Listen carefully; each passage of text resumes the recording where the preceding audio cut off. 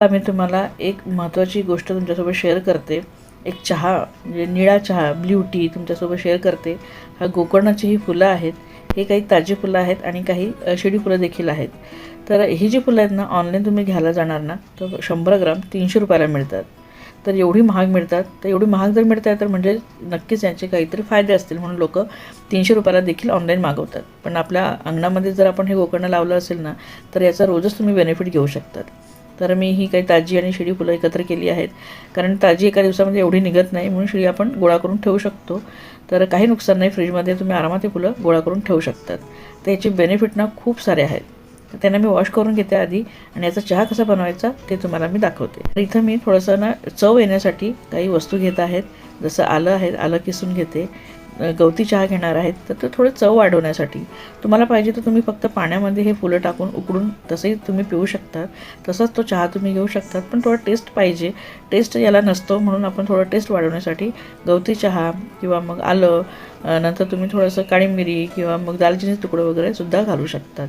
आता याचे फायदे असे आहेत ना, की जर तुमचं मासिक धर्म अनियमित असेल, मासिक पाळी अनियमित असेल ना, तर याच्याने खूप फायदे होतात. नियमित होते.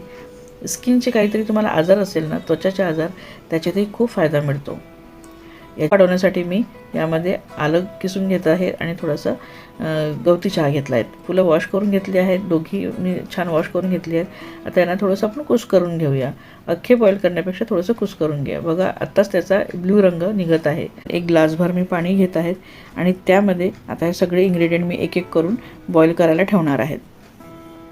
याचा एक छान कप भरून, पूर्ण कप भरलेला मी त्यामध्ये पाणी घातलं आहे आणि त्यामध्ये आता मी गवती चहा आणि आलं टाकणार आहे आणि याला छान उकळून घेईल.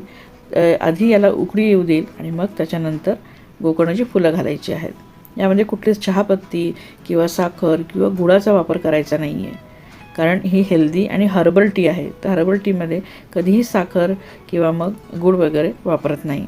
बॉईल आलेला आहे. त्यामध्ये आता मी हे जे फ्लावर जे तोडून ठेवले होते ना, ते घातले आहेत आणि याला देखील आपण छान 3 ते 4 मिनटं बॉईल होऊ द्यायचा. तर सुंदर असा रंग आलेला आहे आणि आता याला मी गाळून घेणार आहे.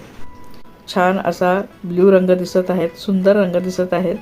टेस्ट गोडव्यासाठी टाकत आहे हनी.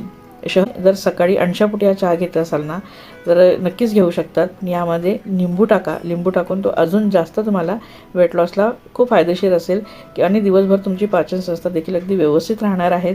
जे काही खाल ते तुम्हाला अगदी व्यवस्थित पचेल आणि खूप सुंदर असा चहा तयार आहे.